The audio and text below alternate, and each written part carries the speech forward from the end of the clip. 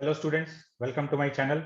आज हम लोग सॉल्व करने वाले हैं कंसेप्ट ऑफ फिजिक्स के Newton's laws of motion chapter से सब्जेक्टिव एक्सरसाइज का क्वेश्चन नंबर 38। तो स्टार्ट करते हैं। क्वेश्चन में क्या गिवन है ये देख लेते हैं। The monkey B shown in figure is holding on to the tail of the monkey A which is climbing up a rope. The masses of the monkeys A and B are 5 kg and 2 kg respectively. If A can tolerate a tension of 30 Newton in its tail, what force should it apply on the rope in order to carry the monkey B? तो ये monkey ए के tell पर monkey B लटका हुआ है और इसके tell में ये मैक्सिमम 30 न्यूटन का टेंशन सहन कर सकता है। तो ये कितना फोर्स रोप पर लगाए ताकि अपने साथ मंकी बी को कैरी कर सके। तो जब भी ये बोला जाता है कि कोई भी पर्सन किसी रस्सी पर कितना फोर्स लगा रहा है, मतलब वो रस्सी जो उसके हाथ में है उसके टेंशन का बात हो रहा है। उसके हाथ में जो रस्सी है उसमें जितना टेंशन है उतना ही फोर्स वो उस पर अप्लाई कर रहा है। तो जब भी force applied by a person on a string ये पूछा जा रहा है, मतलब टेंशन कैलकुलेट करना है। ठीक है, तो ये मैक्सिमम इसके टेल में 30 न्यूटन टेंशन ये सहन कर सकता है। अगर 30 न्यूटन टेंशन यहां आ गया तो मंकी बी के पास कितना एक्सेलरेशन होगा ये देखते हैं।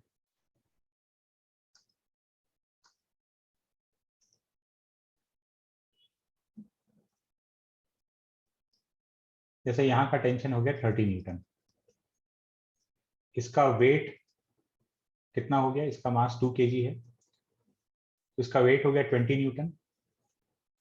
तो इसके पास एक्सेलरेशन कितना आ जाएगा, इसका एक्सेलरेशन ए हो गया, तो 30 minus 20 net force divided by mass कर देंगे। मास है 2 kg, 5 मीटर पर सेकेंड स्क्वायर।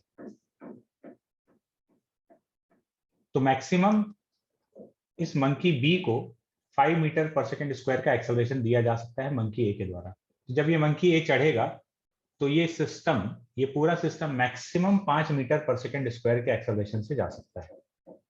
क्योंकि अगर इससे ज्यादा एक्सेलरेशन होने लगेगा तो फिर यहाँ का टेंशन 30 न्यूटन से ज्यादा होना चाहेगा, जो कि ये ऊपर वाला मंकी सहन नहीं कर सकता है। तो जब ये 5 मीटर पर सेकेंड स्क्वायर का एक्सेलरेशन होगा इस सिस्टम में, तो यहाँ टेंशन कितना होगा, ये टेंशन टी है ना, ये मैक्सिमम पॉसिबल एक्सेलरेशन है। तो अब ये पूरा सिस्टम 5 के एक्सेलरेशन से जा रहा है। अच्छा, इस मंकी का, ऊपर वाले मंकी का वेट कितना है, इसका मास 5 kg है, तो इसका वेट हो गया 50 न्यूटन। तो टोटल इन दोनों मंकीज का मिलाकर वेट हो गया 70 न्यूटन और ये पूरा सिस्टम ए से ऊपर जा रहा है। तो इक्वेशन लिखेंगे T minus 50 minus 20, this is equal to mass into acceleration. Total mass हो गया 7 kg दोनों मंकी का, into acceleration is 5। T minus 70 is equal to 35। Tension आ गया 105 न्यूटन। ये मैक्सिमम पॉसिबल फोर्स है,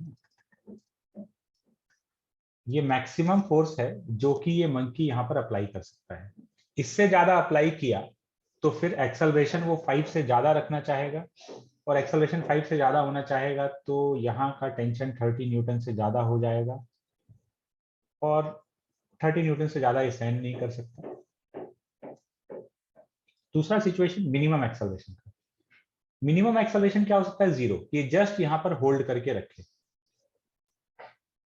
तो मिनिमम पॉसिबल एक्सेलरेशन कितना हो सकता है, 0, कि ये मंकी जस्ट नीचे नहीं जाने दे रहा है, बस जस्ट स्प्रिंग को होल्ड करके रखा है और दोनों यहाँ इक्विलिब्रियम में पड़ा हुआ है। तो उस केस में कितना होगा, T माइनस इस पूरे का वेट कितना हो गया 70 newton, T minus 50 minus 20, and this is equal to mass into acceleration, वो हो गया 0। तो टेंशन कितना हो गया 70 न्यूटन, ये आ गया मिनिमम फोर्स। इससे कम फोर्स लगाएगा तो फिर ये दोनों नीचे स्लाइड होने लग जाएगा। तो 70 न्यूटन से लेकर 105 न्यूटन तक के बीच में वो फोर्स अप्लाई कर सकता है। इससे कम हुआ तो फिर ये नीचे स्लाइडिंग होने लगेगा, और इससे ज्यादा हुआ तो फिर इसका पूंछ टूट जाएगा।